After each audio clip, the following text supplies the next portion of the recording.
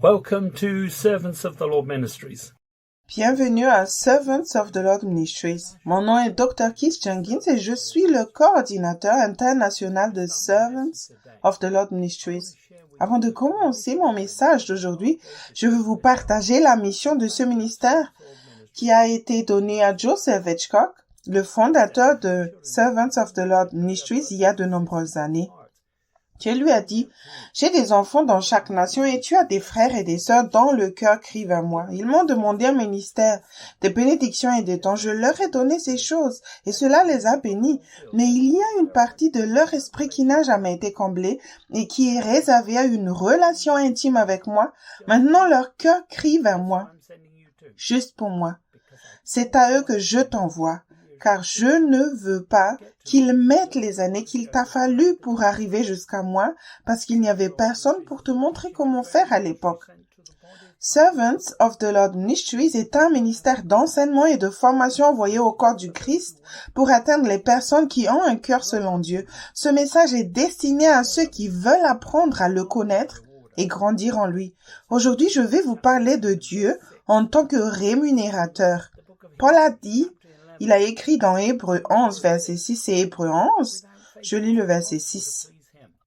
Or, sans la foi, il est impossible de lui être agréable, car il faut que celui qui s'approche de Dieu croie que Dieu existe et qu'il est le rémunérateur de ceux qui le cherchent.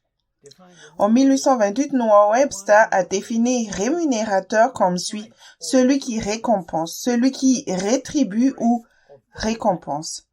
La traduction de ceux qui cherchent avec diligence dans Strong est le numéro 1567 tiré d'un autre mot qui veut dire rechercher, c'est-à-dire au sens figuré enquêter, réclamer, exiger. Par hébraïsme, adorer, qui veut dire exiger aussi, rechercher avec soin et diligence. Il est impératif de croire que Dieu se soucie des choses quotidiennes. Ceux qui le cherchent avec diligence sont récompensés. Il peut compenser au centuple les pertes ou les dommages subis par ceux qui exécutent ses ordres et suivent ses instructions. Chercher avec diligence, c'est adorer Dieu en hébreu.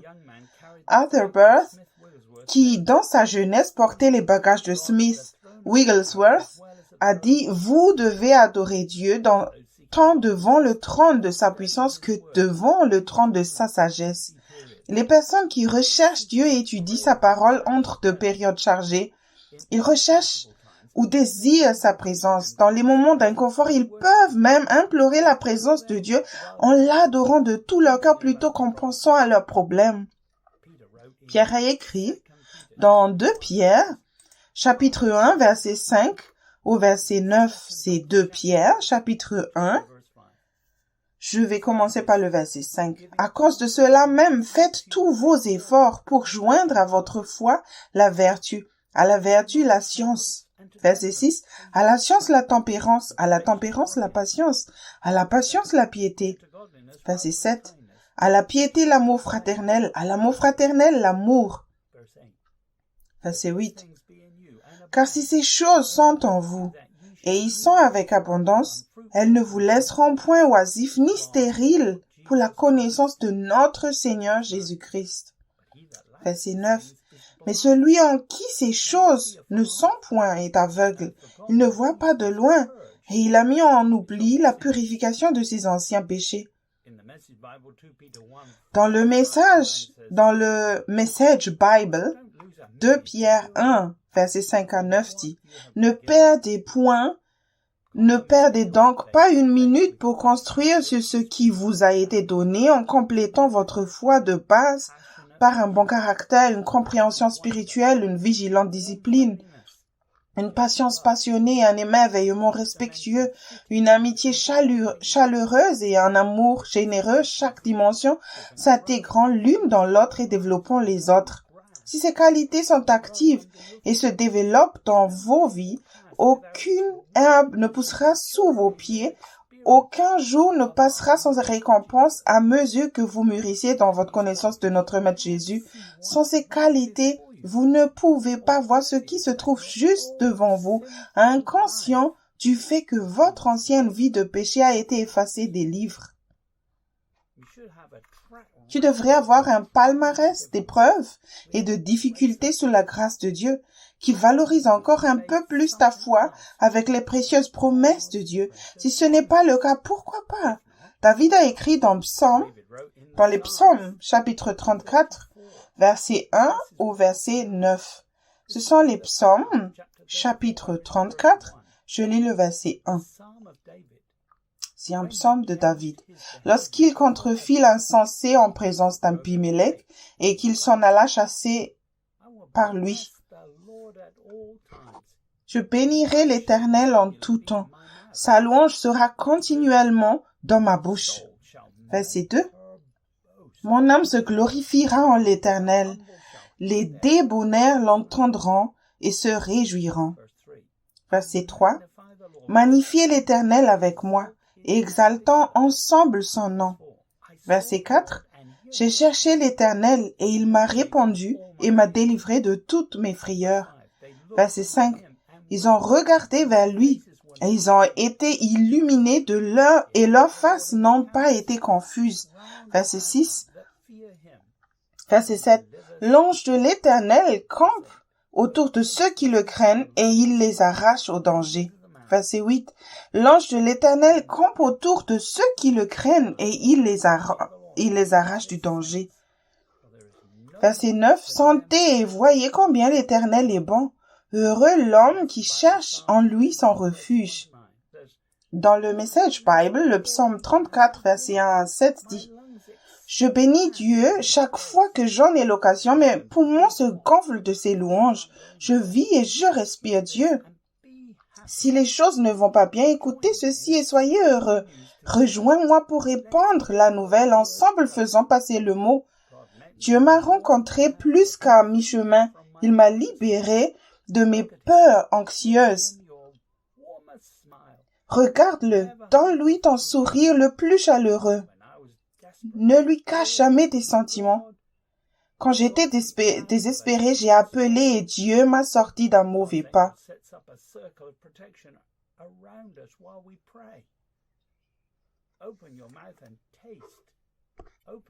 L'ange de Dieu met en place un cercle protecteur autour de nous pendant que nous prions. Ouvrez la bouche et goûtez, ouvrez les yeux et voyez comme Dieu est bon. Heureux ceux qui courent vers lui. Adorez Dieu si vous voulez ce qu'il a de mieux. L'adoration ouvre les portes à toute sa bonté. Ceux qui réfléchissent dans les moments d'angoisse sont envahis par la peur s'ils ne lui font pas confiance de tout leur cœur. David a remarqué que lorsque les choses n'allaient pas bien, les pauvres criaient et Dieu les exauçait. David a pris goût à Dieu en faisant les choses avec soin et en s'assurant que Dieu était satisfait. Il a découvert que Dieu l'attendait pour le retrouver dans toutes les situations. Paul a écrit dans Hébreux 2, verset 1, verset 3. C'est Hébreux chapitre 2. Je lis le verset 1. C'est pourquoi nous devons d'autant plus nous attacher aux choses que nous avons entendues, de peur que nous ne soyons emportés loin d'elles. Verset 2. Car si la parole annoncée par des anges a eu son effet, et si toute transgression et toute désobéissance a reçu une juste rétribution. Verset 3. Comment échapperons-nous en négligeant un si grand salut qui, annoncé d'abord par le Seigneur, nous a été confirmé par ceux qui l'ont entendu?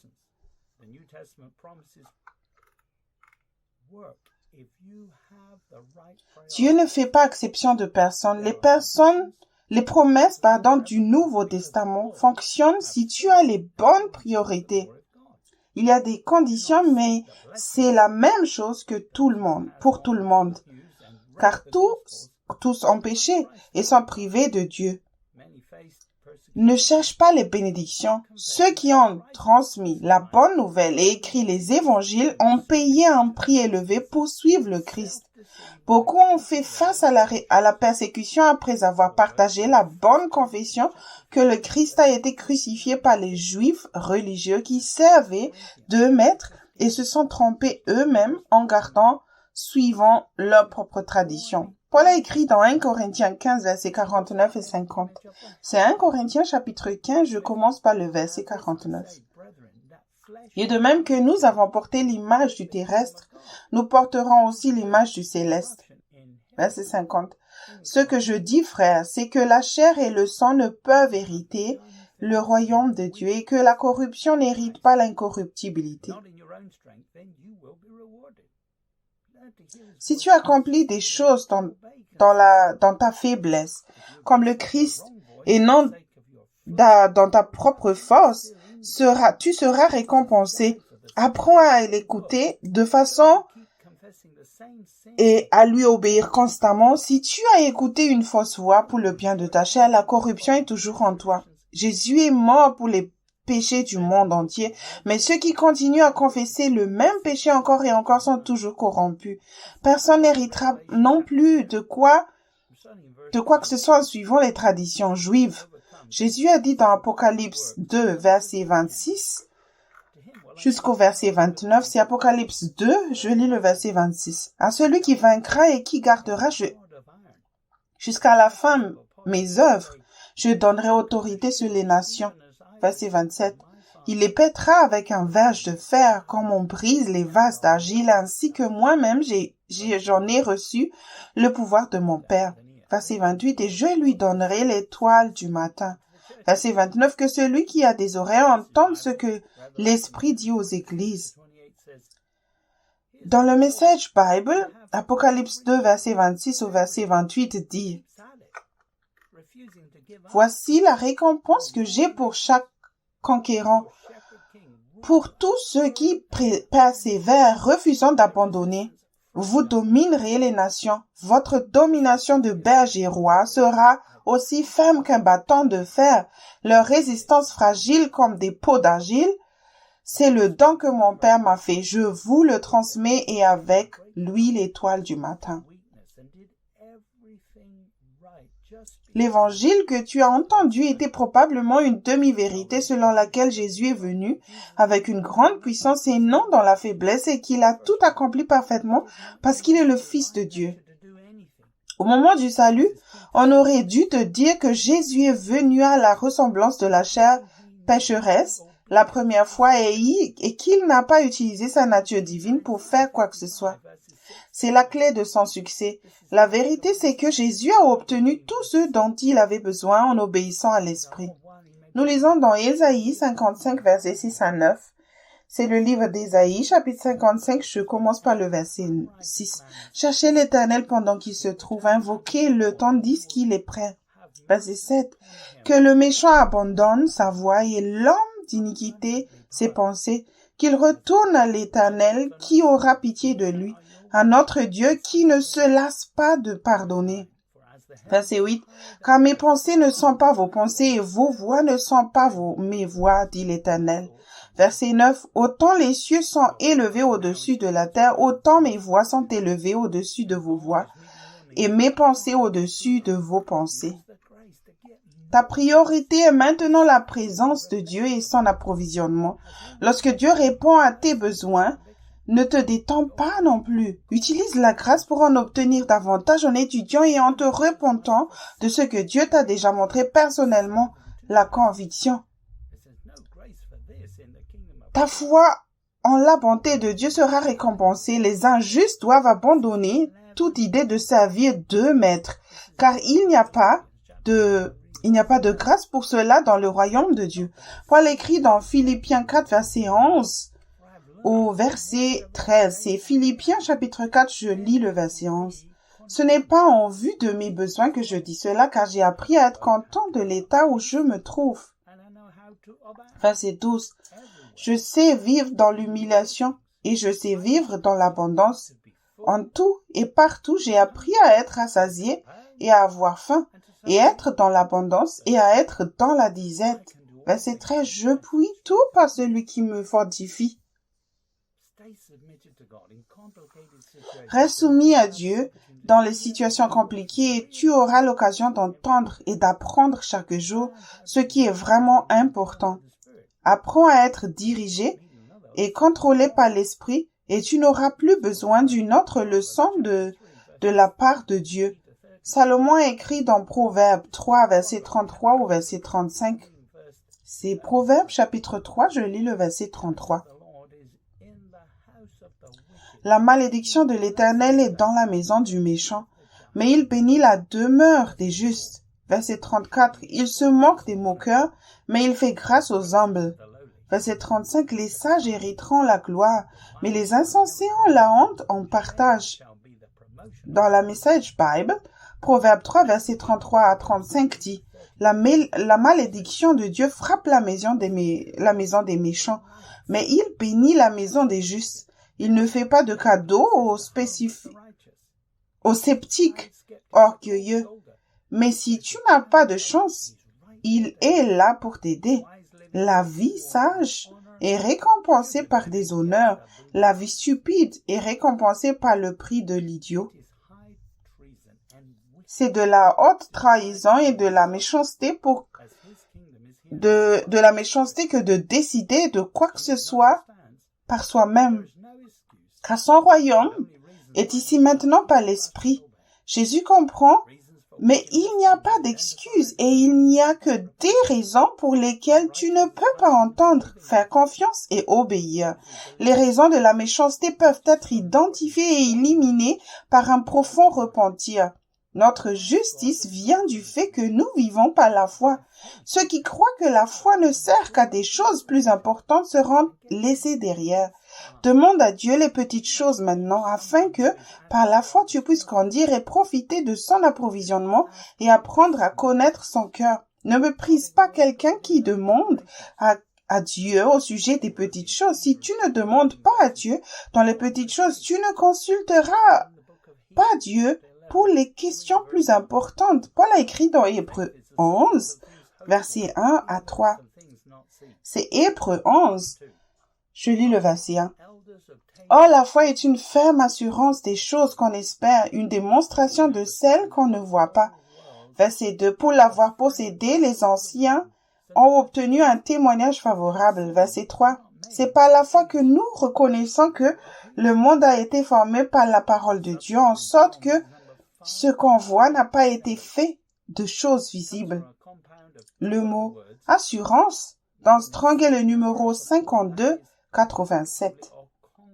C'est tiré d'un autre mot composé une mise sous support, c'est-à-dire au sens figuré, concrètement l'essence ou abstraitement l'assurance. Objectivement ou subjectivement, cela veut dire confiance, assuré, personne, substance. Dans le livre Réveillez-vous, le temps touche à sa fin, volume 2, Grandir spirituellement, chapitre 1, portant le titre « Qui es-tu » dans la page 19, Joseph Hitchcock écrit « Ce que nous faisons dans cette vie détermine nos récompenses éternelles. Dieu nous donne la possibilité de le servir à chaque instant. Nous devons saisir la différence entre ce qui a une valeur temporelle et ce qui a une valeur éternelle. Cette compréhension changera notre vie. Chaque chose que tu fais dans l'esprit a une valeur éternelle. Le même travail, effectué dans la majeure partie de la nature charnelle, a une valeur temporelle. Il se consumera. L'obéissance à tout ce que Dieu initie récoltera une récompense. Cela n'a rien à voir avec l'acte en soi. Si tu obéis à Dieu lorsqu'il te dit de faire la vaisselle, tu recevras une récompense éternelle. S'il te dit d'exercer ton ministère dans un pays étranger, tu recevras une récompense éternelle. Ne limite pas ton obéissance à ce que tu penses être spirituel. Glorifie Dieu dans tout ce que tu fais. La question à se poser est la suivante. Mes actions apportent-elles la gloire et l'honneur à Dieu? La gloire est le crédit que l'on doit à Dieu et Dieu ne veut pas s'attribuer aucun mérite pour quelque chose qu'il ne fait pas. Il veut se manifester à travers toi dans tous les domaines de ta vie, mais personne ne mérite que Dieu se manifeste à travers lui.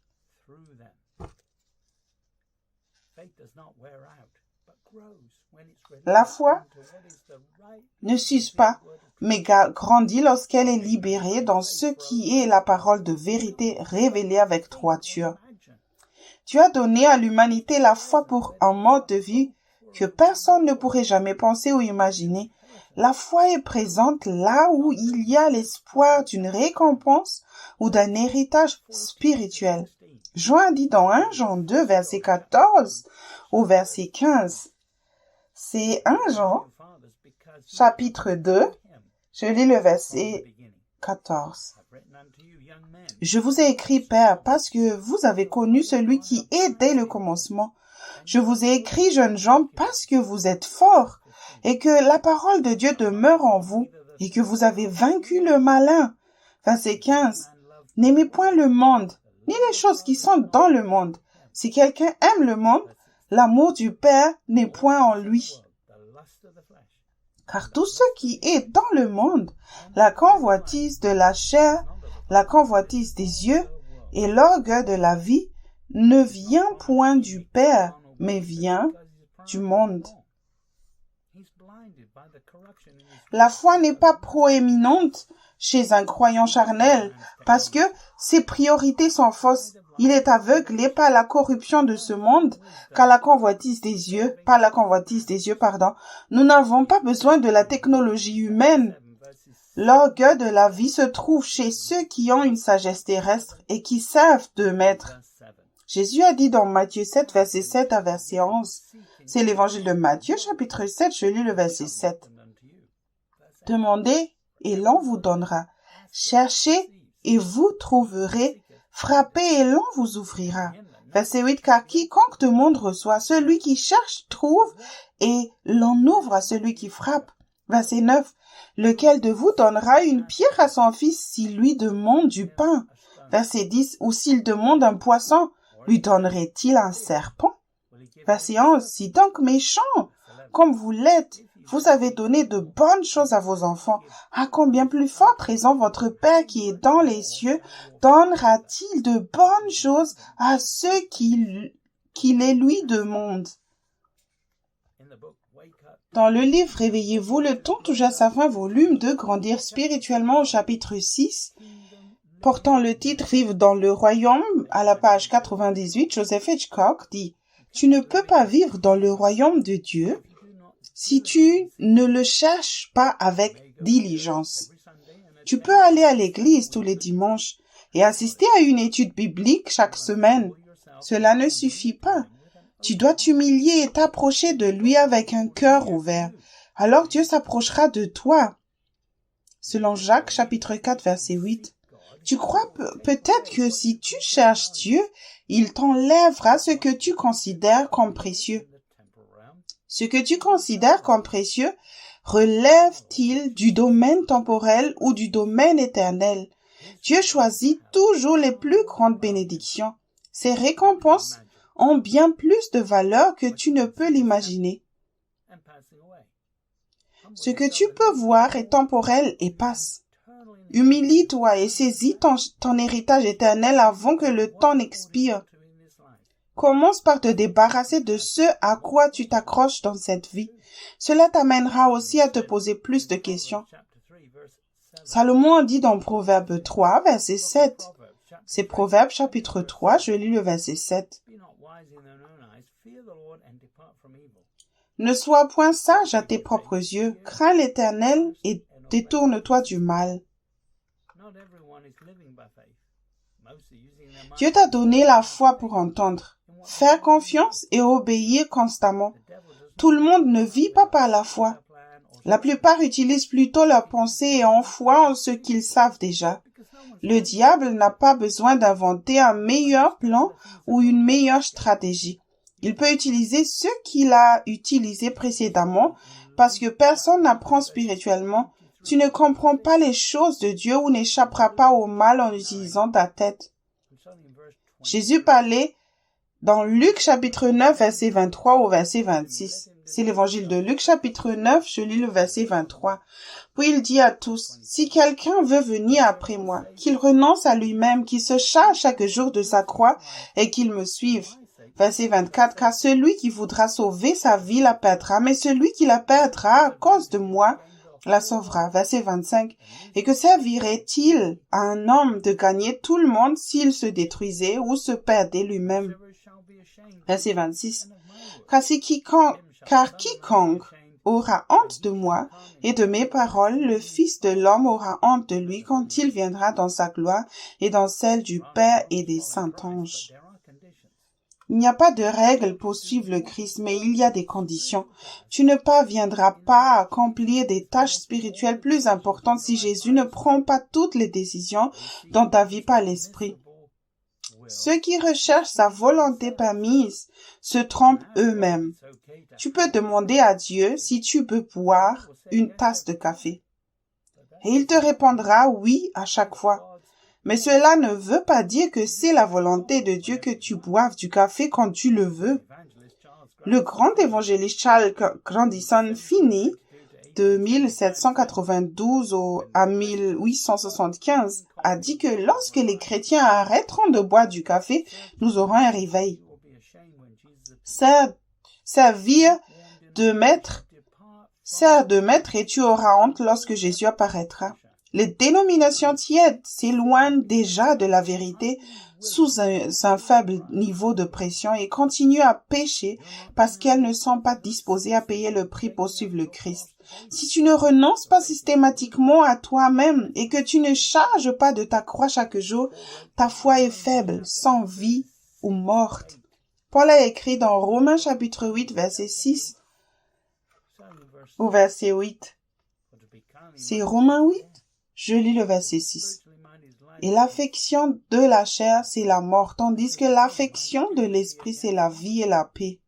Verset 7, car l'affection de la chair est inimitié contre Dieu, parce qu'elle ne se soumet pas à la loi de Dieu et qu'elle ne le peut même pas. Verset 8, or ceux qui vivent selon la chair ne sauraient plaire à Dieu. La chair ne suivra pas le Christ. C'est pourquoi tu dois te renier constamment. Si tu traînes derrière, ne rejette pas la faute sur le diable. Tu feras l'expérience de la vie et de la paix de Dieu en vivant par la foi dès maintenant. Se fier au bon sens et utiliser sa foi seulement dans un cas isolé est la mort. Paul a écrit dans Romains 14, verset 22 au verset 23. C'est le livre de Romains, chapitre 14. Je commence par le verset 22. Cette foi que tu as, garde-la pour toi devant Dieu. Heureux celui qui ne se condamne pas lui-même dans ce qu'il approuve. Verset 23. Mais celui qui a des doutes au sujet de ce qu'il mange est condamné, parce qu'il n'agit pas par conviction. Tout ce qui n'est pas le produit d'une conviction est péché. Ta version du renoncement à toi-même et de la prise de ta croix pourrait être un autre ensemble de règles que tu enfreindras toi-même plus tard. Tu es comme le chef religieux qui ont tué le Christ lorsqu'il est venu la première fois. Il créait des règles pour les autres. Le Christ nous a libérés des règles et de la chair pour choisir une vie dirigée et contrôlée par l'Esprit. Alors qui vas-tu servir? Jésus a dit dans Matthieu 6, verset 16 au verset 18. C'est l'évangile de Matthieu, chapitre 6, je lis le verset 16. Lorsque vous jeûnez, ne prenez pas un air triste, comme les hypocrites, qui se rendent le visage tout défait pour montrer aux hommes qu'ils jeûnent. Je vous le dis en vérité, ils reçoivent leur récompense. Verset 17. Mais quand tu jeûnes, parfume ta tête et lave ton visage. Verset 18. Afin de ne pas montrer aux hommes que tu jeûnes, mais à ton Père qui est là dans le lieu secret, et ton Père qui voit dans le secret te le rendra.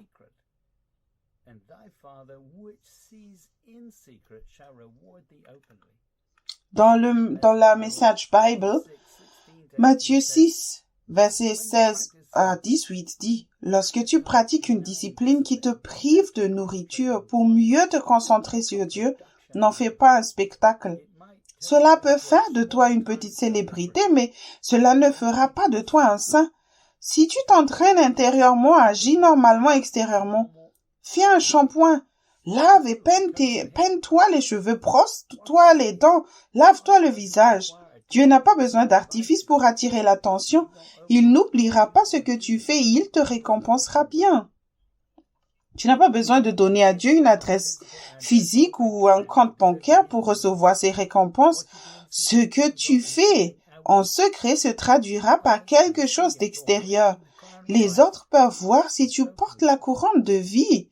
Et Dieu aussi. Jésus a dit dans Matthieu 6, versets 5 à 6, c'est l'évangile de Matthieu, chapitre 6, je commence par le verset 5. Lorsque vous priez, ne soyez pas comme les hypocrites qui aiment à prier debout dans les synagogues et au coin des rues pour être vus des hommes. Je vous le dis en vérité, ils reçoivent leur récompense. Verset 6, mais quand tu pries, entre dans ta chambre, ferme ta porte et prie ton Père qui est dans le lieu secret, et ton Père qui voit dans le secret te le rendra. Les églises qui affichent leur service peuvent perdre leur récompense.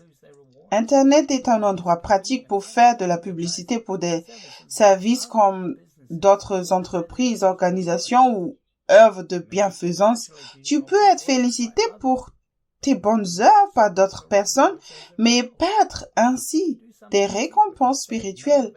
Fais plutôt quelque chose en secret et motivé par amour, et tout le monde en entendra parler. David a écrit dans Psaume, chapitre 16, verset 8 au verset 11. C'est le livre des Psaumes, chapitre 16, je lis le verset 8. J'ai constamment l'Éternel sous mes yeux quand il est à ma droite. Je ne chancelle pas. Verset 9. Aussi mon cœur est dans la joie, mon esprit dans l'allégresse, et mon corps repose en sécurité. Verset 10. Car tu ne livreras pas mon âme au séjour des morts, tu ne permettras pas que ton bien-aimé voie la corruption. Verset 11. Tu me feras connaître le sentier de la vie. Il y a d'abondantes joies devant ta face, des délices éternelles à ta droite. Le cœur de David était heureux. Il ne péchait pas lorsque Jésus était devant lui pour lui montrer le chemin. Il pouvait se reposer dans l'espoir, dans les bons et les mauvais jours. Certaines des personnes les plus misérables sur terre sont des chrétiens nés de nouveau. Ils ont l'air d'avoir été baptisés dans du jus de citron. Ne te tourmente pas en servant de maître. Le christianisme n'est pas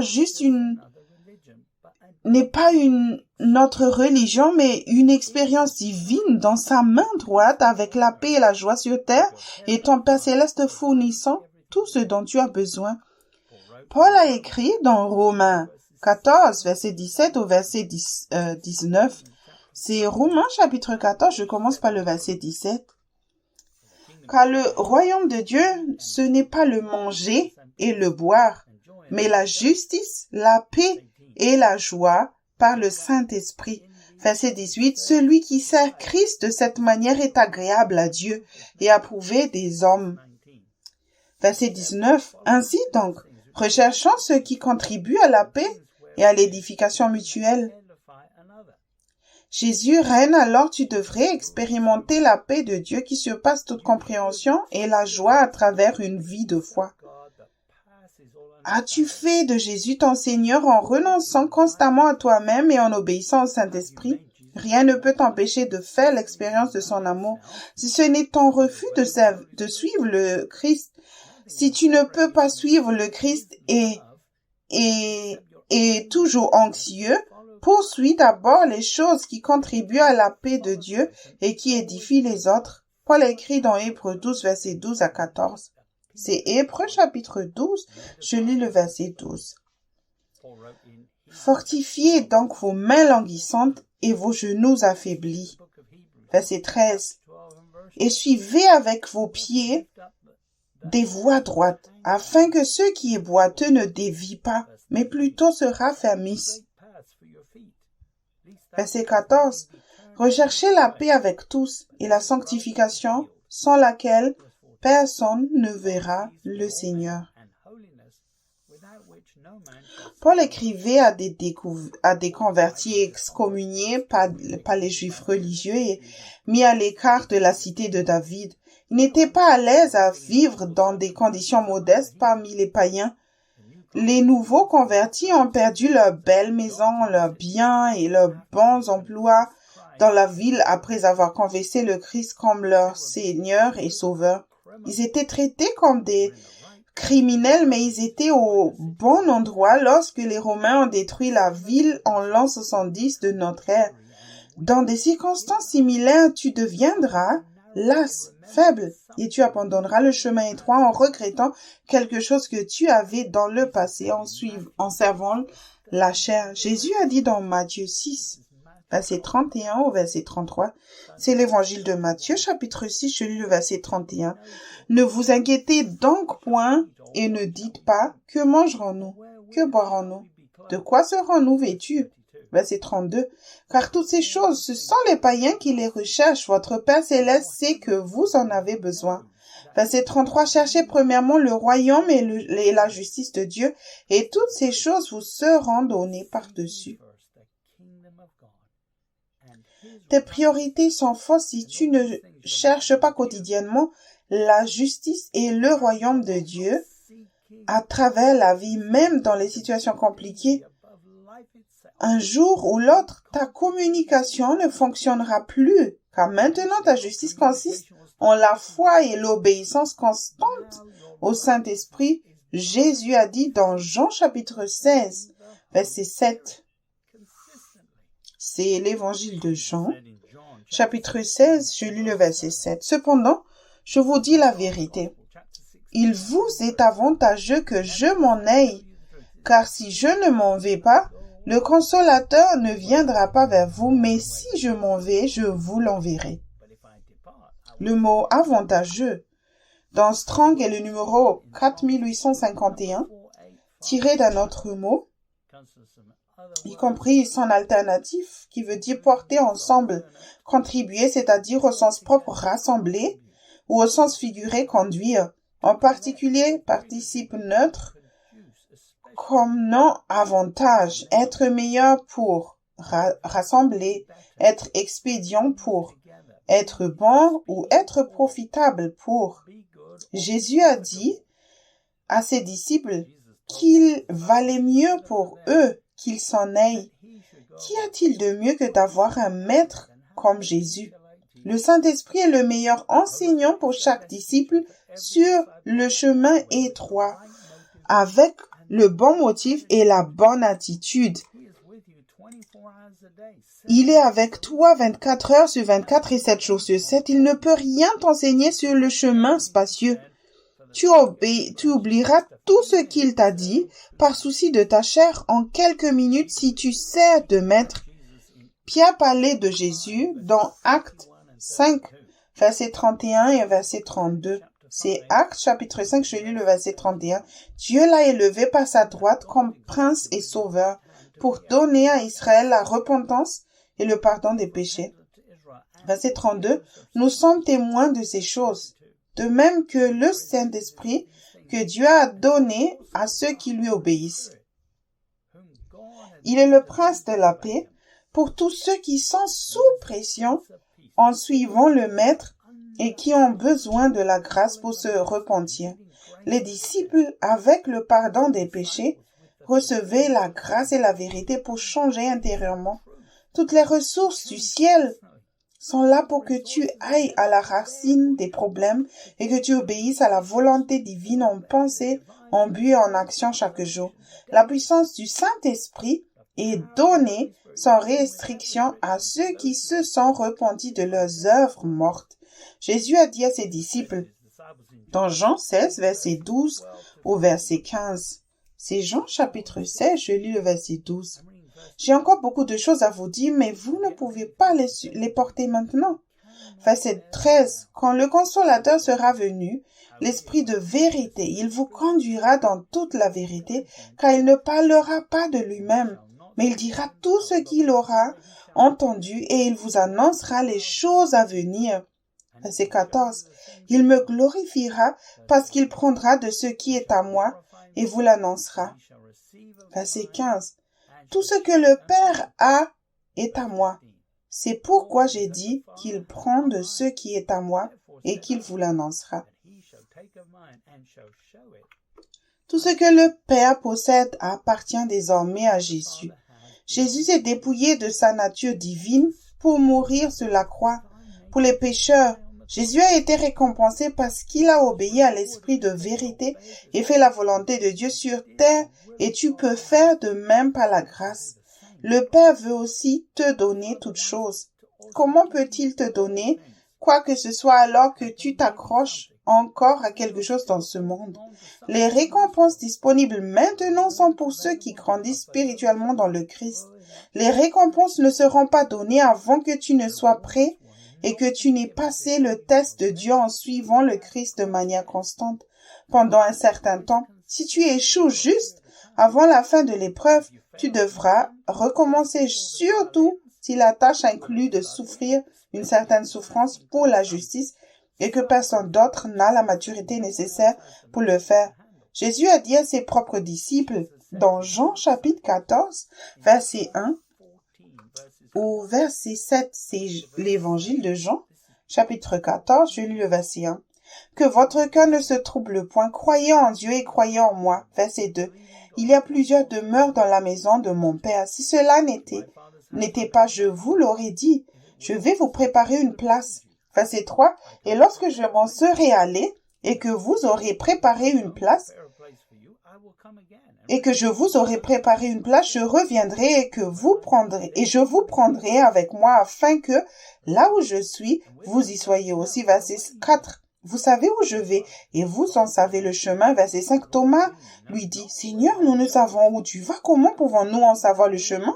Verset 6. Jésus lui dit, je suis le chemin, la vérité et la vie. Nul ne vient au Père que par moi.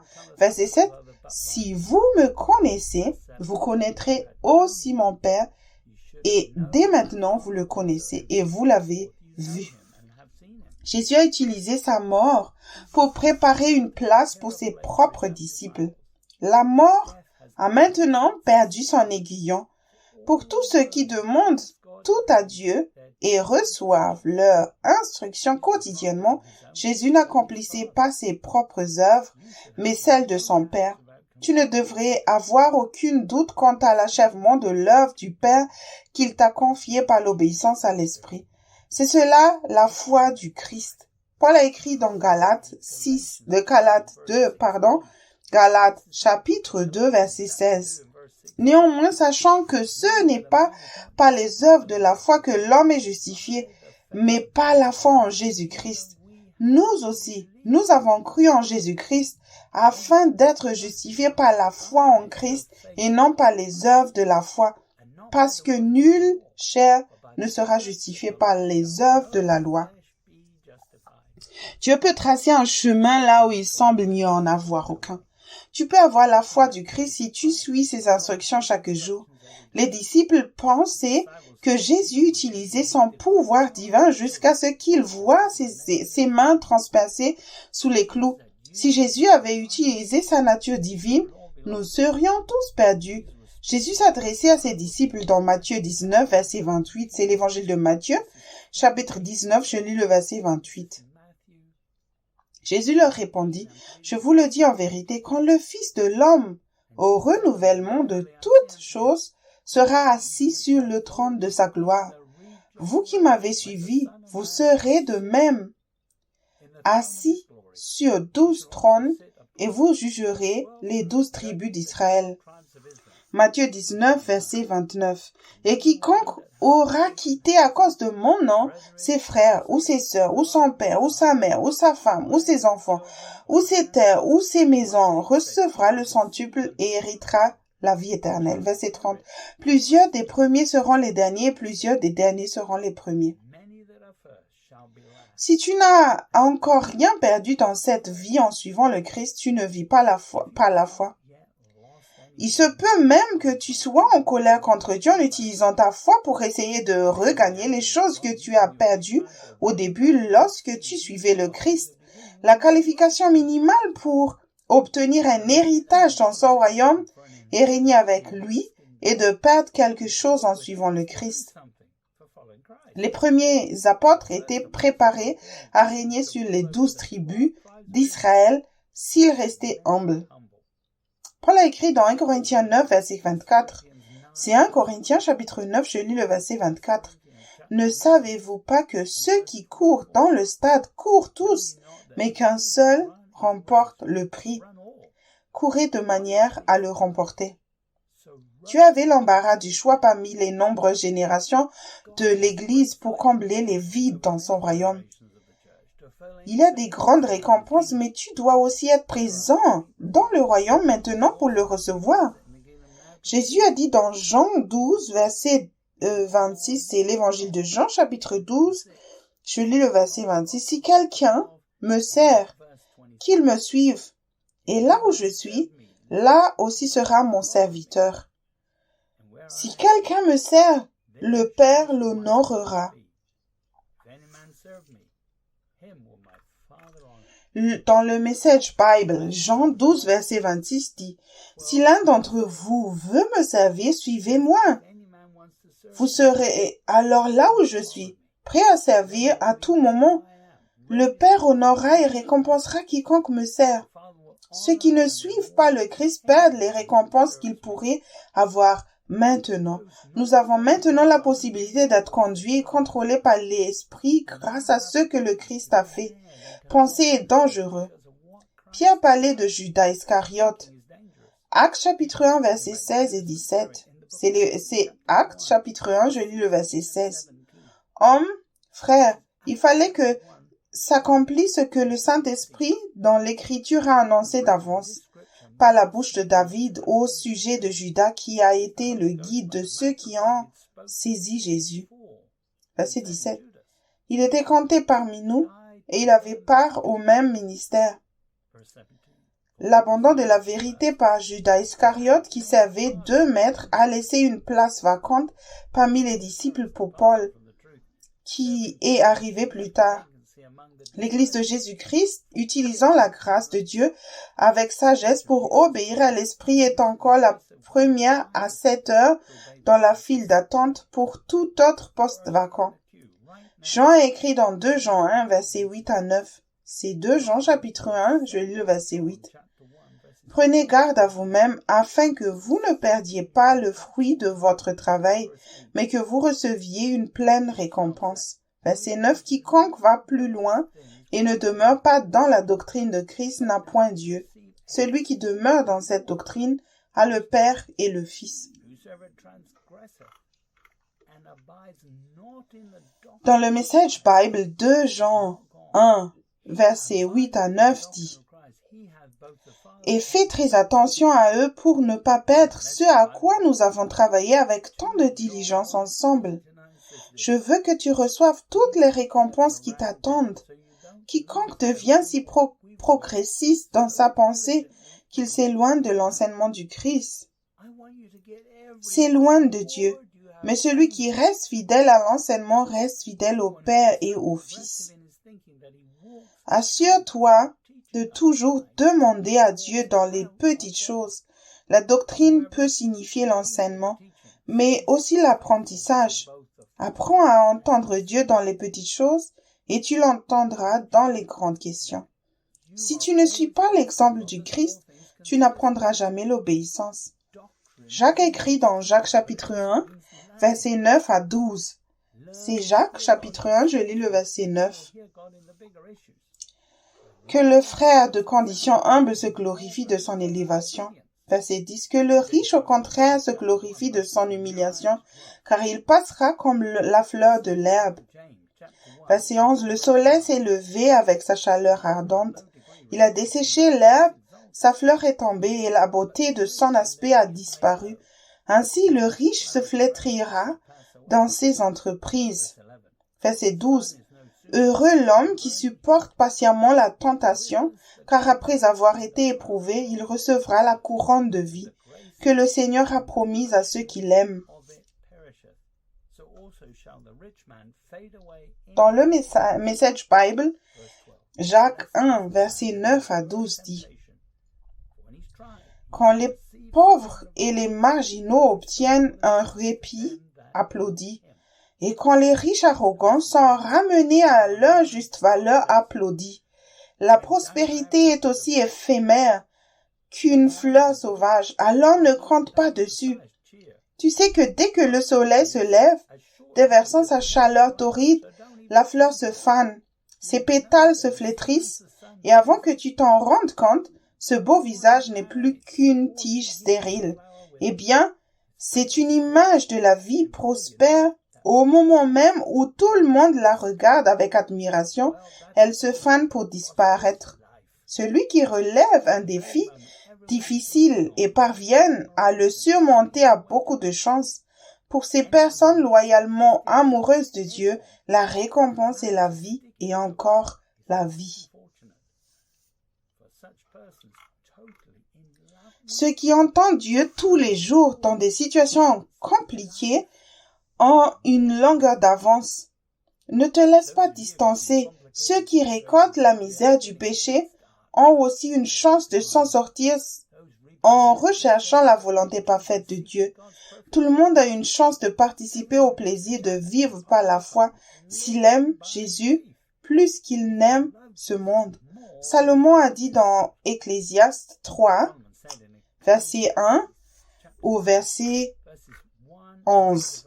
Ecclésiaste chapitre 3, je lis le verset 1.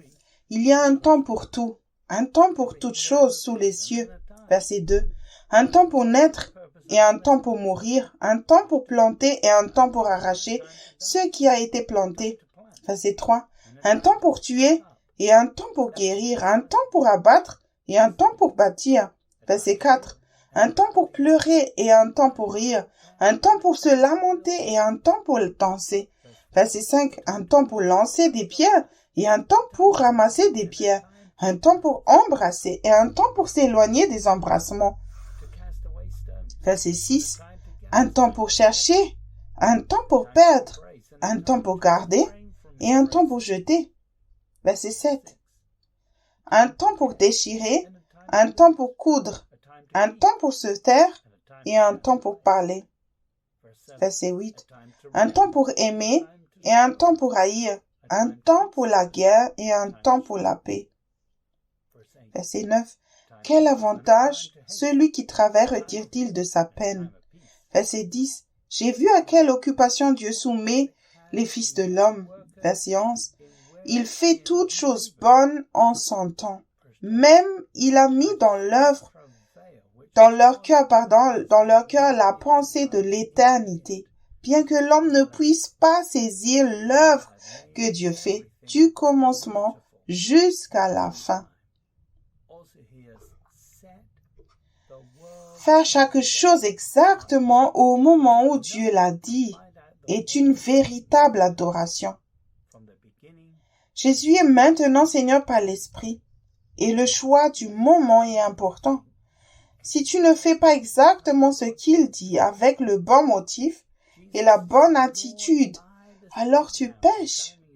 Dieu couvre cela avec sa grâce pour te donner le temps de te repentir et d'apprendre l'obéissance par la foi.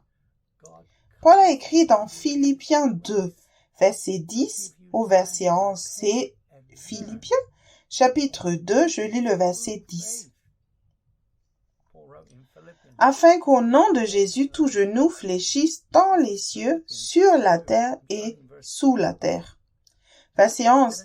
Et que toute langue confesse que Jésus-Christ est Seigneur à la gloire de Dieu le Père. Jésus a reçu la position la plus élevée et ne perdra pas sa retraite et ne sera pas remplacé. À la fin, tout le monde admettra que Jésus est le Seigneur. Même le diable confessera que Jésus est le vainqueur et qu'il n'a pas commis d'erreur en soumettant tout au Père. En faisant exactement ce que le Père a dit, au bon moment, le Christ a vaincu la mort, l'enfer et la tombe. Et tu peux en faire autant. Jean a dit dans 1 Jean 2, verset 17 au verset 23, c'est 1 Jean chapitre 2, je lis le verset 17. Et le monde passe, et sa convoitise aussi, mais celui qui fait la volonté de Dieu demeure éternellement. Verset 18. Petits enfants, c'est la dernière heure, et comme vous avez appris qu'un antéchrist vient. Il y a maintenant plusieurs antéchrists. Par là, nous connaissons que c'est la dernière heure. Verset 19. Ils sont sortis du milieu de nous, mais ils n'étaient pas des nôtres, car s'ils eussent été des nôtres, ils seraient demeurés avec nous. Mais cela est arrivé afin qu'il fût manifeste que tous ne sont pas des nôtres. Verset 20. Pour vous, vous avez reçu l'onction de la part de celui qui est saint, et vous avez tous de la connaissance. Verset 21. Et vous, je vous ai écrit, non que vous ne connaissez pas la vérité, mais parce que vous la connaissez et parce qu'aucun mensonge ne vient de la vérité. Verset 22. Qui est menteur sinon celui qui nie que Jésus est le Christ? Celui-là est l'antéchrist qui nie le Père et le Fils. Verset 23. Quiconque nie le Fils n'a pas non plus le Père. Quiconque confesse le Fils a aussi le Père. Ceux qui font constamment la volonté de Dieu ne périront certainement pas. Ceux qui font leur propre volonté dans des situations compliquées ont encore l'esprit antichrist en eux. Maintenant, ceux qui renient le Fils par amour de leur chair n'ont pas non plus le Père, car Jésus était soumis au Père. Jésus a dit à ses disciples dans Matthieu chapitre 10, verset 16 au verset 22. C'est l'évangile de Matthieu chapitre 10, je lis le verset 16. Voici, je vous envoie comme des brebis au milieu des loups. Soyez donc prudents comme les serpents et simples comme les colombes. Verset 17. Mettez-vous en garde contre les hommes, car ils vous livreront aux tribunaux et ils vous battront de verges dans leurs synagogues. Verset 18. Vous serez menés à cause de moi devant des gouverneurs et devant des rois pour servir de témoignage à eux et aux païens. Verset 19. Mais quand on vous livrera, ne vous inquiétez ni de la manière dont vous parlerez, ni de ce que vous direz. Ce que vous aurez à dire vous sera donné à l'heure même. Verset 20. Car ce n'est pas vous qui parlerez, c'est l'Esprit de votre Père qui parlera en vous. Verset 21. Le frère livrera son frère à la mort, et le père son enfant. Les enfants se soulèveront contre leurs parents et les feront mourir. Verset 22. Vous serez haïs de tous à cause de mon nom, mais celui qui persévérera jusqu'à la fin sera sauvé. Dieu contrôle la situation et Jésus a averti ses disciples que c'est l'homme au service du gain terrestre qui est le problème et non le diable. Si tu mets quelqu'un mal à l'aise aujourd'hui dans l'église en prêchant la seigneurie réelle fonctionnelle de Jésus-Christ, il peut facilement réagir ou partir. Pierre parlait dans Actes 2, verset 20 à 21. C'est Actes chapitre 2, je lis le verset 20. Le soleil se changera en ténèbres et la lune en sang avant l'arrivée du jour du Seigneur, de ce jour grand et glorieux. Verset 21. Alors quiconque invoquera le nom du Seigneur sera sauvé. Le salut est possible, même jusqu'au dernier moment, pour toute personne qui souffre ou qui est sur le point de mourir. Tous ceux qui crient, se répandent de leurs œuvres mortes, s'humilient et confessent leurs péchés pour faire de Jésus le Seigneur de leur cœur, recevront le Saint-Esprit. Jésus a dit dans Jean 10, verset 27 au verset 30, c'est l'évangile de Jean, chapitre 10, je lis le verset 27. Mes brebis entendent ma voix, je les connais, et elles me suivent. Verset 28, je leur donne la vie éternelle, et elles ne périront jamais, et personne ne les ravira de ma main. Verset 29, mon Père, qui me les a donnés, est plus grand que tous, et personne ne peut les ravir de la main de mon Père. Verset 30. Moi et le Père, nous sommes un. Les agneaux cherchent d'autres agneaux lorsqu'ils ont un problème. Dieu a fait en sorte que chacun puisse avoir une relation personnelle avec Jésus. Tu trouveras sa volonté parfaite pour chaque moment de ta vie en cherchant Dieu diligemment par la grâce et la vérité. Ta foi doit être testée par quelques afflictions légères, mais tu n'as pas à devenir ce que Dieu veut que tu fasses. Il est l'émetteur et tu es le récepteur. Le problème ne se situe jamais au niveau de l'émetteur si tu n'entends pas sa voix. Personne ne t'arrache de sa main droite si tu utilises le don de la vie éternelle pour faire 3 choses. Premièrement, entendre sa voix et obéir instantanément comme un petit enfant. Numéro 2, demeurer en sa présence et le laisser pourvoir à tes besoins en Jésus-Christ et apprendre ainsi à le connaître. Numéro 3, le suivre en renonçant à toi-même et en te chargeant de ta croix chaque jour. Si le diable est capable de t'arracher de sa main par la convoitise de la chair, tu sais que ton problème se situe dans l'un des 3 domaines. Je pense que c'est le dernier qui est en cause. La plupart des gens veulent entendre et apprendre à connaître Dieu, mais ils veulent rester à un faible niveau de pression. Se charger de sa croix chaque jour, c'est rechercher une situation plus difficile chaque jour et écouter Dieu sous une pression plus forte. Si tu fais cela seulement une fois par mois ou lorsque tu as une crise, tu n'auras pas la grâce de vaincre la chair d'un seul coup et seras vaincu toi-même. Paul a écrit à Timothée dans 2 Timothée 2, verset 19 au verset 21. C'est 2 Timothée chapitre 2, je lis le verset 19. Néanmoins, le solide fondement de Dieu reste debout avec ses paroles qui lui servent de sceau. Le Seigneur connaît ceux qui lui appartiennent et quiconque prononce le nom du Seigneur s'éloigne de l'iniquité. Verset 20. Dans une grande maison, il n'y a pas seulement des vases d'or et d'argent, mais il y en a aussi de bois et de terre. Les uns sont des vases d'honneur et les autres sont d'un usage vil. Verset 21. Si donc quelqu'un se conserve pur en s'abstenant de ces choses, il sera un vase d'honneur, sanctifié, utile à son maître, propre à toute bonne œuvre. Jésus connaît ceux qui lui appartiennent. Il leur fournit ce dont ils ont besoin par l'intermédiaire de l'Esprit. Les vases d'honneur peuvent être utilisés par Dieu dans n'importe quel domaine parce qu'ils écoutent sa voix et ne gâchent pas le travail en réfléchissant. Paul a écrit dans Philippiens 2, versets 12 et 13. C'est Philippiens chapitre 2, je lis le verset 12. Ainsi, mes bien-aimés, comme vous avez toujours obéi, travaillez à votre salut avec crainte et tremblement, non seulement en ma présence, mais bien plus encore, maintenant que je suis absent. Verset 13. Car c'est Dieu qui produit en vous le vouloir et le faire selon son bon plaisir.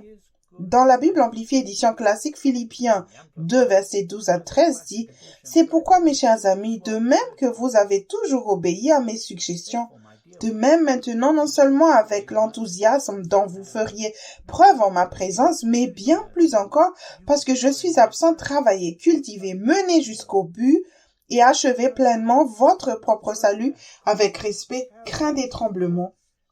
Méfiance de soi, avec une sérieuse prudence, la sensibilité de la conscience, la vigilance contre les tentations, la réticence à l'égard de tout ce qui peut offenser Dieu et discréditer le nom du Christ. Ce n'est pas par vos propres forces, car c'est Dieu qui est à l'œuvre en vous, en créant en vous le pouvoir et le désir, à la fois pour vouloir et pour travailler à son bon plaisir, à sa satisfaction et à sa joie. Dieu a établi un système de récompense pour ceux qui écoutent, font confiance et obéissent. Ceux qui vivent constamment en sa présence ne sont pas tièdes. Vous pourriez être diligent, mais ce n'est pas en fonction de l'effort humain. Ne cherchez pas des bénédictions pour l'amour de la chair afin de rendre vos vies plus confortables, ou vous n'achèverez jamais votre salut. Il y a des choses que tu n'as pas obtenues au moment du salut et dont tu as besoin maintenant. Tu les trouveras en ne cherchant pas d'excuses à la chair. Dieu peut changer ce que tu aimes et ce que tu n'aimes pas. Tu développeras un goût pour les bonnes choses en suivant le Christ. Ceux qui sont sages et n'ont pas reçu reçoivent sa puissance qui leur donne de l'énergie et crée les bons désirs en eux. Sois fidèle en peu de choses et tu seras fidèle en beaucoup. Paul a écrit dans Romains 8, verset 1 à 2. C'est Romains chapitre 8, je lis le verset 1. Il n'y a donc maintenant aucune condamnation pour ceux qui sont en Jésus-Christ. Verset 2. En effet, la loi de l'esprit de vie en Jésus-Christ m'a affranchi de la loi du péché et de la mort. Tu as reçu un libre arbitre pour décider entre la chair et l'esprit, et c'est tout. Choisis sagement. En lui, il y a de la conviction et de la correction, mais pas de condamnation. Si tu ne connais pas la différence entre conviction et condamnation, tu es encore un bébé. La condamnation est une bénédiction pour tous ceux qui suivent une voie qui leur semble juste alors qu'ils ont la possibilité de se repentir. Ceux qui ne marchent pas avec diligence selon l'esprit depuis leur salut retombent dans le monde par la convoitise de la chair. La loi du péché et de la mort est toujours là pour ceux qui ne demeurent pas en Christ. Paul a écrit dans Romains 6, verset 16. C'est le livre de Romains chapitre 6 et c'est le verset 16. Ne savez-vous pas qu'en vous livrant à quelqu'un comme esclave pour lui obéir, vous êtes esclave de celui à qui vous obéissez, soit du péché qui conduit à la mort, soit de l'obéissance qui conduit à la justice. Dans le livre Réveillez-vous, le temps touche à sa fin, volume 1, Fondation pour la maturité spirituelle, chapitre 12. Portant le titre Application pratique, page 182, Joseph Hitchcock écrit « La croyance selon laquelle tu es automatiquement en Christ, simplement parce que tu es né de nouveau, est une fausse doctrine. Lorsque tu es né de nouveau, deux natures étaient présentes en toi, la nature du Christ et la nature charnelle. Romains 6, verset 16 explique que la nature dans laquelle tu te trouves est reliée à la personne qui te contrôle. Les dénominations ecclésiastiques qui croient qu'elles sont automatiquement justes en Christ, simplement parce qu'elles sont nées de nouveau, défendent des mensonges. Elles ont créé aux faux enseignements pour ceux qui servent de maître dans l'Église. Pour demeurer en Christ, tu dois supporter la pression et ne pas sortir de l'esprit. Paul a écrit dans 1 Corinthiens 3, verset 11 au verset 15. C'est 1 Corinthiens chapitre 3, je lis le verset 11. Car personne ne peut poser un autre fondement que celui qui a été posé, savoir Jésus-Christ. Verset 12. Or, si quelqu'un bâtit sur ce fondement avec de l'or, de l'argent, des pierres précieuses, du bois, du foin, de chaume, l'œuvre de chacun sera manifestée. Verset 13. Car le jour la fera connaître parce qu'elle se révélera dans le feu, et le feu éprouvera ce qu'est l'œuvre de chacun. Verset 14. Si l'œuvre bâtie par quelqu'un sur le fondement subsiste, il recevra une récompense. Verset 15. Si l'œuvre de quelqu'un est consumée, il perdra sa récompense. Pour lui, il sera sauvé, mais comme au travers du feu. Le mot récompense dans Strong est le numéro 3408, tiré d'un autre mot qui veut dire apparemment un mot primaire, payer pour un service au sens propre ou figuré, bon ou mauvais, embauche, récompense, salaire. Fais attention à la façon dont tu construis et grandis spirituellement. Jésus a posé la première partie, la première pierre lui-même et les apôtres qui sont morts en prêchant la vérité. En devenant un sacrifice vivant, tu peux connaître la pression que le Christ a subie. Tout le monde a la même possibilité de faire confiance et d'obéir à la grâce de Dieu. Jude a écrit dans Jude 1, verset 24 au verset 25. C'est Jude 1. Je lis le verset 24. Or, celui qui peut vous persévérer de toute chute et vous faire apparaître devant sa gloire irrépréhensible et dans l'allégresse, verset 25, à Dieu seul, notre Sauveur, par Jésus-Christ notre Seigneur, soit gloire, majesté, force et puissance dès avant tous les temps, et maintenant et dans tous les siècles. Amen. Il y a de grandes récompenses car tout le monde sera dans l'allégresse. Toutes les personnes fonctionnent dans des situations difficiles pour ceux qui sont sur le chemin étroit et qui ont un cœur selon Dieu. Paul a écrit dans 1 Corinthiens 11, verset 32. C'est 1 Corinthiens, chapitre 11. Je lis le verset 32.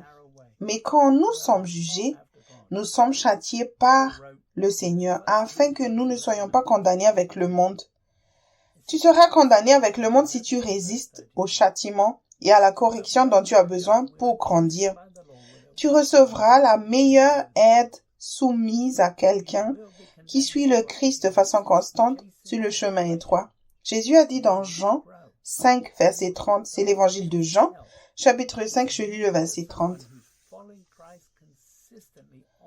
Je ne puis rien faire de moi-même. Selon que j'entends, je juge.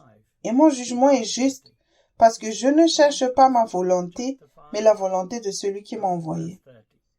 Si tu ne cherches pas constamment la volonté du Père, tu ne suis pas le Christ. Ceux qui recherchent la volonté parfaite de Dieu demeurent en lui, car toute autre chose est injuste. Paul a écrit dans 1 Corinthiens 10, verset 12 au verset 13. C'est 1 Corinthiens, chapitre 10, je lis le verset 12. Ainsi donc que celui qui croit être debout prenne garde de tomber. Verset 13. Aucune tentation ne vous est survenue qui n'ait été humaine, et Dieu qui est fidèle ne permettra pas que vous soyez tentés au-delà de vos forces. Mais avec la tentation, il préparera aussi le moyen d'en sortir afin que vous puissiez la supporter. Si tu consultes ta propre volonté en pensant « qu'est-ce que je veux faire ?» sous un peu de pression, souviens-toi que Jésus n'a jamais fait cela. Dieu est fidèle et ne te laissera jamais être éprouvé au-delà de ta capacité à endurer. La connaissance et la sagesse ont augmenté dans ces derniers jours et l'humanité est devenue de plus en plus paresseuse. La sagesse terrestre est diabolique et sensuelle. Si tu refuses systématiquement la sagesse divine, tu seras faible et facilement vaincu. Paul a écrit dans 2 Corinthiens 10, verset 5 au verset 6, c'est 2 Corinthiens, chapitre 10, je lis le verset 5. Nous renversons les raisonnements de toute hauteur qui s'élèvent contre la connaissance de Dieu et nous amenons toute pensée captive à l'obéissance du Christ. Verset 6. Nous sommes prêts à punir toute désobéissance lorsque votre obéissance sera complète. L'Église est censée donner de la lumière au monde en surmontant la tentation. Ceux qui écoutent les imaginations de leurs pensées s'éloignent de la foi dans cette dernière génération. L'Église a perdu sa sainteté en écoutant les imaginations de leur tête. De ceux qui servent de maître, Jean a dit dans 1 Jean 2, verset 1 au verset 3, c'est 1 Jean chapitre 2, je commence par le verset 1. Mes petits enfants, je vous écris ces choses, afin que vous ne péchiez point. Et si quelqu'un a péché, nous avons un avocat auprès du Père, Jésus-Christ le juste. Verset 2. Il est lui-même une victime expiatoire pour nos péchés, non seulement pour les nôtres, mais aussi pour ceux du monde entier. Verset 3. Si nous gardons ses commandements, par là nous savons que nous l'avons connu. Le mot expiatoire chez Strong est le numéro 2434 tiré d'un autre mot qui veut dire expiation, c'est-à-dire concrètement un expiateur, propitiation. Jean écrit à ceux qui vivent dans la lumière. Si tu sors du Christ, reviens immédiatement au Christ en t'humiliant et en confessant ton péché. Le péché est tout ce qui est contraire à la volonté parfaite de Dieu en pensée, en but et en action. Garder ses commandements personnels sous pression prouve que tu le connais vraiment.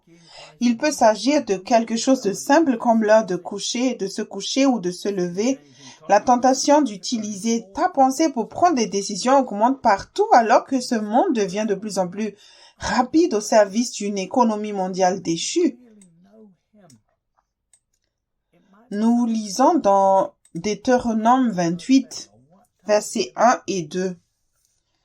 C'est Deutéronome, chapitre 28, je commence par le verset 1. Si tu obéis à la voix de l'Éternel, ton Dieu, en observant et en mettant en pratique tous ces commandements que je te prescris aujourd'hui, l'Éternel, ton Dieu, te donnera la supériorité sur toutes les nations de la terre. Verset 2. Voici toutes les bénédictions qui se répandront sur toi et qui seront ton partage lorsque tu obéiras à la voix de l'Éternel, ton Dieu. Le mot écouter apparaît 1158 fois dans l'Ancien Testament. Au verset 1, en hébreu, il s'agit d'écouter, entendre. Dieu a créé l'humanité avec 2 oreilles et une bouche. On a dit aux Juifs que les bénédictions viendraient en écoutant 2 fois plus la voix du Seigneur. Ils ont dû écouter les commandements que Moïse leur a lus en une seule journée. Il n'y avait pas de distraction liée aux soucis du monde dans le désert. Paul a écrit dans Romains 14, versets 17 et 18, c'est Romains chapitre 14, je lis le verset 17. Car le royaume de Dieu, ce n'est pas le manger, le boire, mais la justice, la paix et la joie par le Saint-Esprit. Verset 18, celui qui sert Christ de cette manière est agréable à Dieu et approuvé des hommes. Dieu t'a donné la paix et la joie pour que tu puisses entendre clairement sa voix, ne pas te laisser distraire et le servir dans ce monde de péché. Il répond à tous tes besoins par l'Esprit comme il l'a fait pour son propre peuple dans le désert afin que tu puisses le servir. Paul a écrit dans Galates 5, versets 13 et 14, c'est Galates 5, je lis le verset 13. Frères, vous avez été appelés à la liberté, seulement ne faites pas de cette liberté un prétexte de vivre selon la chair, mais rendez-vous par l'amour serviteurs les uns des autres. Verset 14, car toute la loi est accomplie dans une seule parole, dans celle-ci qui tu aimeras ton prochain comme toi-même.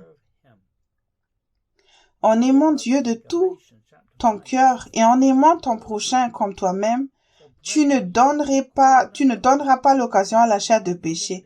La plus grande carence est l'amour de Dieu dans le cœur des hommes et des femmes partout dans le monde. Alors tu seras occupé. Commence à aimer là où Dieu t'a placé, dans ton mariage ou au travail, et ton amour grandira. Tu auras assez pour tout le monde si Dieu est ta source d'approvisionnement. Beaucoup sont appelés, mais peu sont choisis. Paul a écrit dans Romains 12, versets 1 et 2, c'est Romains chapitre 12, je lis le verset 1. Je vous exhorte donc, frères, par les compassions de Dieu, à offrir vos corps comme un sacrifice vivant, saint, agréable à Dieu, ce qui sera de votre part un culte raisonnable. Verset 2, ne vous conformez pas au siècle présent, mais soyez transformés par le renouvellement de l'intelligence, afin que vous discerniez quelle est la volonté de Dieu, ce qui est bon, agréable et parfait. Le fruit de ceux qui écoutent dilige à mon Dieu dans le corps du Christ est le fait qu'ils ne se conforment plus à ce monde. Au contraire, ils sont transformés. Si tu ne peux pas prouver quel est le sacrifice vivant, bon, agréable et acceptable à Dieu, ton entendement n'est pas renouvelé.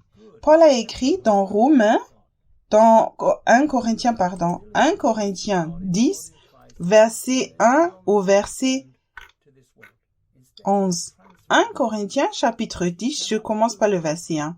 Frères, je ne veux pas que vous ignorez que nos pères ont tous été sous la nuée, qu'ils ont tous passé au travers de la mer, verset 2, qu'ils ont tous été baptisés en Moïse, dans la nuée et dans la mer, verset 3, qu'ils ont tous mangé le même aliment spirituel, verset 4, et qu'ils ont tous bu le même breuvage spirituel, car ils buvaient à un rocher spirituel qui les suivait. Et ce rocher était Christ. Verset 5. Mais la plupart d'entre eux ne furent point agréables à Dieu puisqu'ils périrent dans le désert. Verset 6. Or, ces choses sont arrivées pour nous servir d'exemple afin que nous n'ayons pas de mauvais désirs comme ils en ont eu. Verset 7. Ne devenez point idolâtres comme quelques-uns d'eux, selon qu'il est écrit, le peuple s'assit pour manger et pour boire, puis ils se levèrent pour se divertir. Verset 8. Nous ne livrons point à l'impudicité comme quelques-uns d'eux s'y livrèrent. de sorte qu'ils en tomba 23 000 en un seul jour. Verset 9. Ne tentant point le Seigneur comme le tentèrent quelques-uns d'eux, qui périrent par les serpents. Verset 10. Ne murmurez point comme murmurèrent quelques-uns d'eux, qui périrent par l'exterminateur. Verset 11. Ces choses leur sont arrivées pour servir d'exemple, et elles ont été écrites pour notre instruction à nous qui sommes parvenus à la fin des siècles. Le message de Paul est très pertinent par rapport à la situation mondiale actuelle. Jésus arrive bientôt et son épouse n'est pas prête. Est-il plus facile d'obéir dans le désert ou dans un pays où coule le lait et le miel? Jean-Baptiste a été formé dans le désert. Sa sagesse sur le chemin étroit est venue de la confrontation avec la nature charnelle dans des conditions difficiles. Quelle est ta priorité? Dans la Bible amplifiée édition classique 1 Corinthiens 10:5 dit « Néanmoins, Dieu n'a pas été satisfait de la grande majorité d'entre eux car ils ont été renversés et jetés le long du sol dans le désert. » Que signifie grande majorité? S'agissait-il de 70, 80 ou 90%? Nous lisons dans Nombre 14, verset 24 au verset 35. Ces nombres. Chapitre 14, nous commençons par le verset 24. « Et parce que mon serviteur Caleb a été animé d'un autre esprit et qu'il a pleinement suivi ma voie, je le ferai entrer dans le pays où il est allé. Et ses descendants le posséderont. » Verset 25. « Les Amalécites et les Cananéens habitent la vallée. Demain tournez-vous et partez pour le désert, dans la direction de la mer Rouge. » Verset 26. L'Éternel parla à Moïse et à Aaron et dit, verset 27, « Jusqu'à quand laisserai-je cette méchante assemblée murmurer contre moi? J'ai entendu les murmures des enfants d'Israël qui murmuraient contre moi. » Verset 28, « Dis-leur, je suis vivant, dit l'Éternel, je vous ferai ainsi que vous avez parlé à mes oreilles. » Verset 29, « Vos cadavres tomberont dans ce désert. Vous tous, dont on a fait le dénombrement en vous comptant depuis l'âge de 20 ans et au-dessus, et qui avez murmuré contre moi. » Verset 30, « Vous n'entrerez point dans le pays que j'avais juré de vous faire habiter, excepté Caleb, fils de Jephunnée, et Josué, fils de Nun. » Verset 31, « Et vos petits-enfants, dont vous avez dit, ils deviendront une proie, je les y ferai entrer, et ils connaîtront le pays que vous avez dédaigné. » Verset 32, « Vos cadavres à vous tomberont dans le désert. » Verset 33, « Et vos enfants paîtront 40 années dans le désert, et porteront la peine de vos infidélités, jusqu'à ce que vos cadavres sont tous tombés dans le désert. » Verset 34. « De même que vous avez mis 40 jours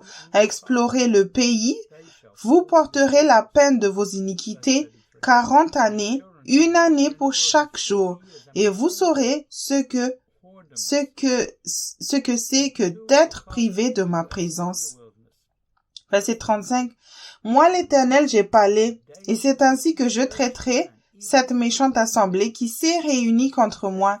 Ils seront consumés dans ce désert, ils y mourront. » Son peuple avait la vocation sacrée d'aider le reste du monde et s'est rendu dans le désert pour apprendre, appliquer, c'est-à-dire mettre en pratique sa parole et n'être pas seulement des auditeurs. Tout le monde voyait la nuée pendant la journée et le feu pendant la nuit. Le meilleur divertissement dans le désert était l'approvisionnement de Dieu par l'obéissance à ses commandements. La jeune génération a vu ses parents échouer à cause de la désobéissance. Ceux qui étaient capables de se battre jusqu'à l'âge de Moïse, à l'exception de Josué et de Caleb, sont tous morts dans le désert. Ce sont les fils et les filles de cette génération dans le désert qui sont entrés dans la terre promise. Ils ont ensuite passé 40 ans dans le désert pour acquérir eux-mêmes la sagesse divine. Ils n'ont pas été exposés à la sagesse terrestre. Les chiffres publiés disent que 7 millions de personnes sont mortes à cause de Covid depuis son apparition en Chine en novembre 2019.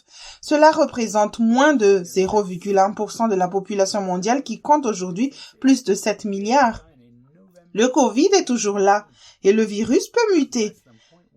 D'après les chiffres publiés, plus de 95% des personnes décédées étaient âgées de 45 ans et plus. C'est une tranche d'âge similaire à celle des Juifs qui ont péri dans le désert. Paul a écrit dans Hébreux 12, verset 15, « Veillez à ce que nul ne se prive de la grâce de Dieu, à ce qu'aucune racine d'amertume poussant des rejetants ne produise du trouble et que plusieurs n'en soient infectés. » Le christianisme n'est pas une religion comme les autres, mais une relation avec un Dieu vivant. Il y a de la grâce pour l'endroit où tu es maintenant, mais il n'y a pas de grâce pour rester là où tu es spirituellement.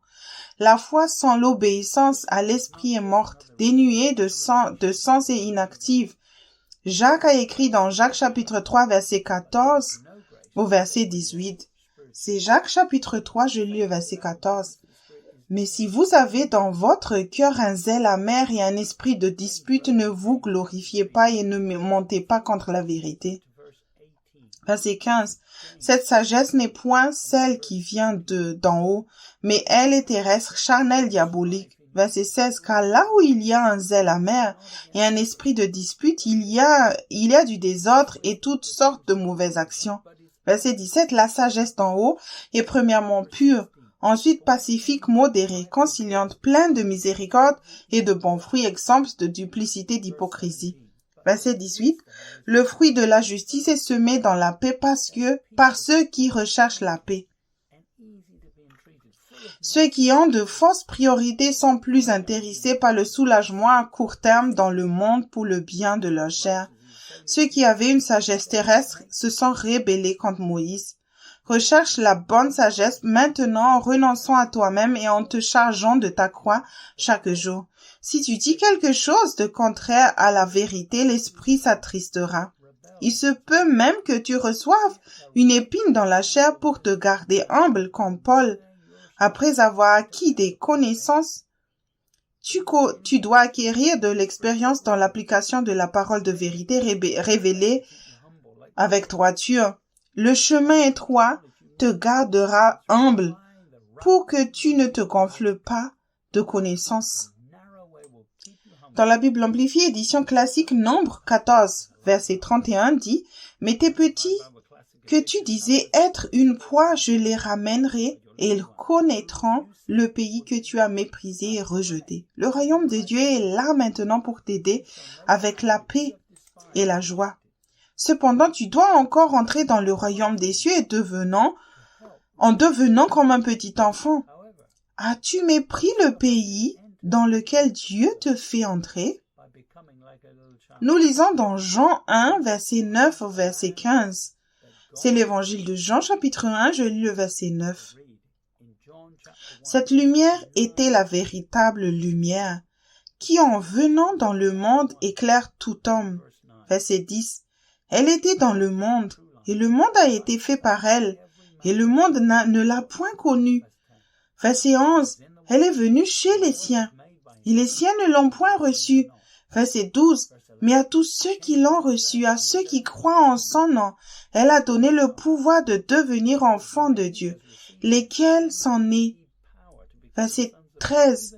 Non du sang, ni de la volonté de la chair, ni de la volonté de l'homme, mais de Dieu. Verset 14. Et la parole a été faite chair, et elle a habité parmi nous, pleine de grâce et de vérité. Et nous avons contemplé sa gloire, une gloire comme la gloire du Fils unique venu du Père. Verset 15. Jean lui a rendu témoignage et s'est écrié. C'est celui dont j'ai dit, celui qui vient après moi m'a précédé, car il était avant moi.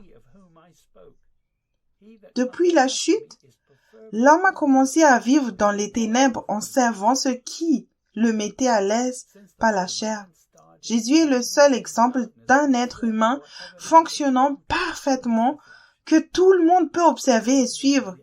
Il n'a rien fait sans avoir entendu Dieu. Utilise la grâce et la vérité pour entendre, faire confiance et obéir. Prendre des décisions avec ta pensée, c'est coopérer avec le diable pour le bien de ta chair.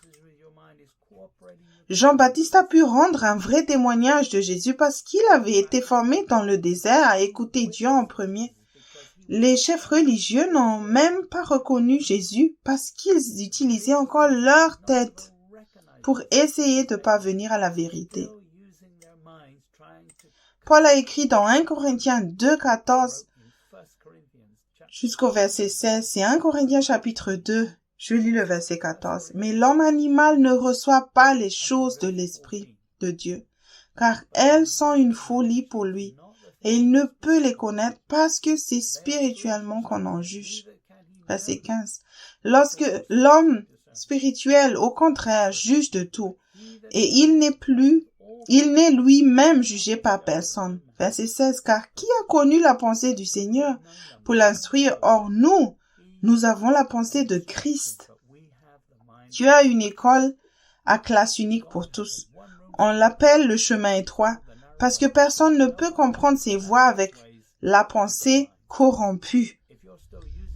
Si tu utilises encore ton raisonnement pour parvenir à la vérité, tu as choisi l'ignorance pour l'amour de ta chair.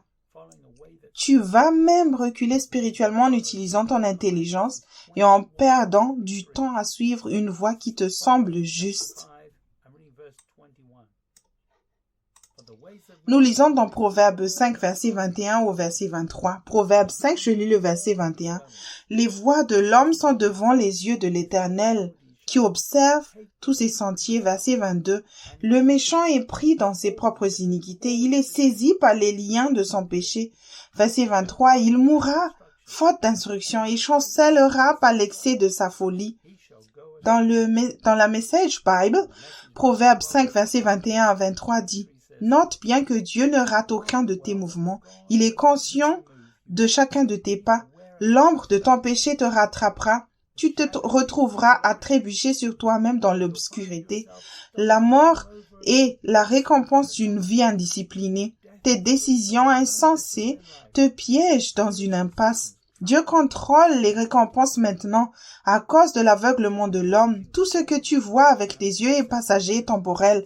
Ce que tu ne peux pas voir est éternel et s'obtient par la foi en la parole de vérité justement dispensée.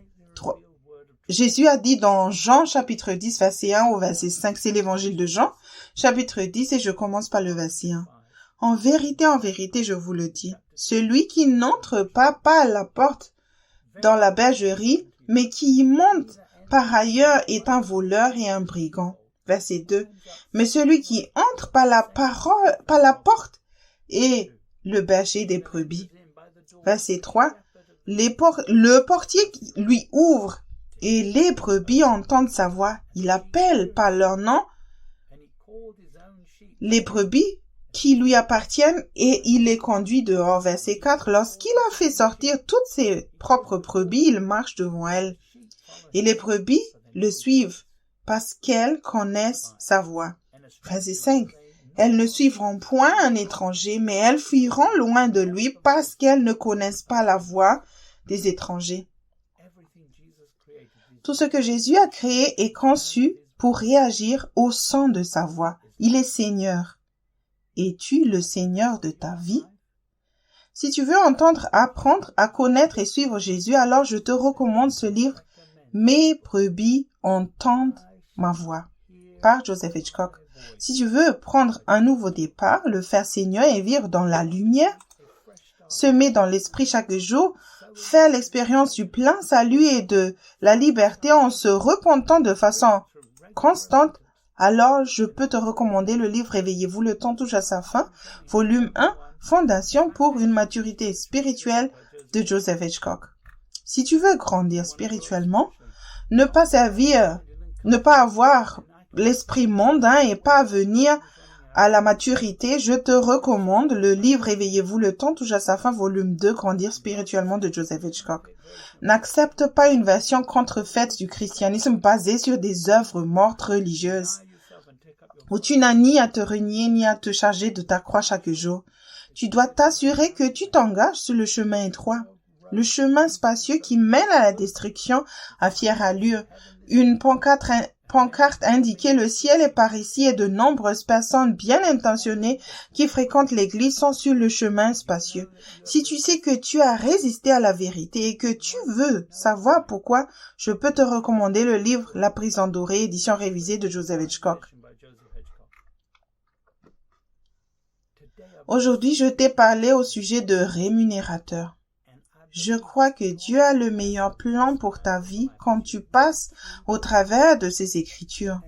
Et tu as entendu sur ce qui est à ta disposition juste en écoutant sa voix et juste en faisant ce qu'il dit. J'espère que cela remplit ton cœur d'enthousiasme et de joie.